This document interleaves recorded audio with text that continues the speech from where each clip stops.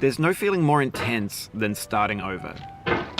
If you deleted your homework the day before it was due, as I have, or if you left your wallet at home and you have to go back after spending an hour in the commute. If you won some money at the casino and then put all your winnings on red but it came up black. If you got your best shirt dry cleaned before a wedding and then immediately dropped food on it. If you won an argument with a friend and then later discovered that they just returned to their original view. Starting over is harder than starting up. If you're not ready for that, like if you've already had a bad day, then what you're about to go through might be too much. Feel free to go away and come back. I'll be here. Alright, thanks for coming with me on this trip. I'll understand if you have to take a break at any point. Just find a safe place to stop and quit the game. And don't worry, I'll save your progress, always, even your mistakes. This game is a homage to a free game that came out in 2002, titled Sexy Hiking. The author of that game was Jazzuo, a mysterious Czech designer who was known at the time as the father of B games. And B games are rough assemblages of found objects. Designers slap them together very quickly and freely, and they're often too rough and unfriendly to gain much of a following. They're built more for the joy of building them than as polished products. In a certain way, Sexy Hiking is the perfect embodiment of a B game. It's built almost entirely out of found and recycled parts, and it's one of the most unusual and unfriendly games of its time. In it, your task is simply to drag yourself up a mountain with a hammer. And that act of climbing, in the digital world or in real life, has certain essential properties that give the game its flavor. No amount of forward progress is guaranteed. Some cliffs are too sheer or too slippery. And the player is constantly, unremittingly in danger of falling and losing everything. Anyway, when you start Sexy Hiking, you're standing next to this dead tree that blocks the way to the entire rest of the game. It might take you an hour to get over that tree, and a lot of people never got past it.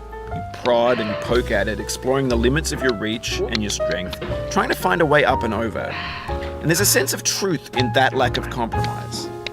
Most obstacles in video game worlds are fake.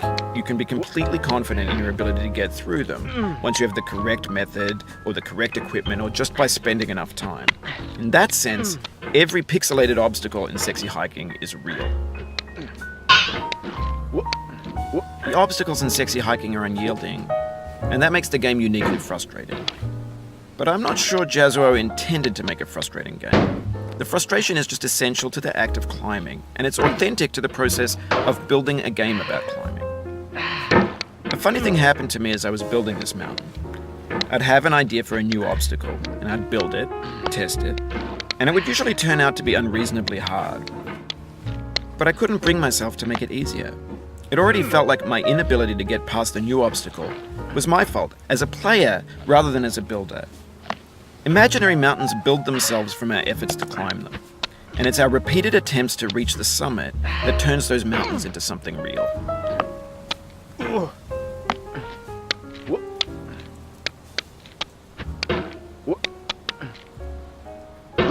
Oh, you just lost a lot of progress.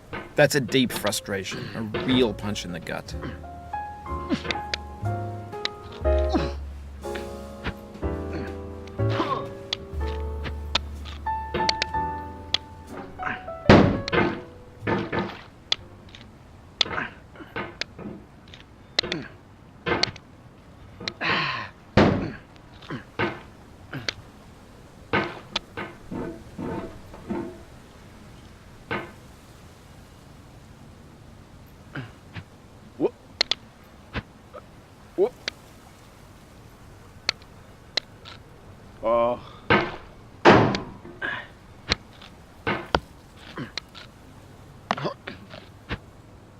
Oof, sorry about that.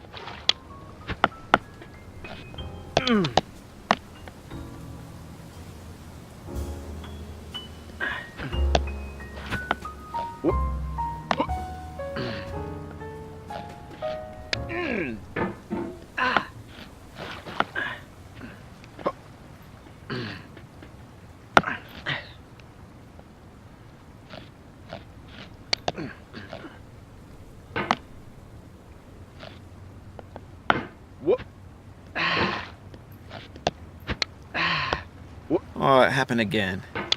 Keep on trying. Don't let it get to you.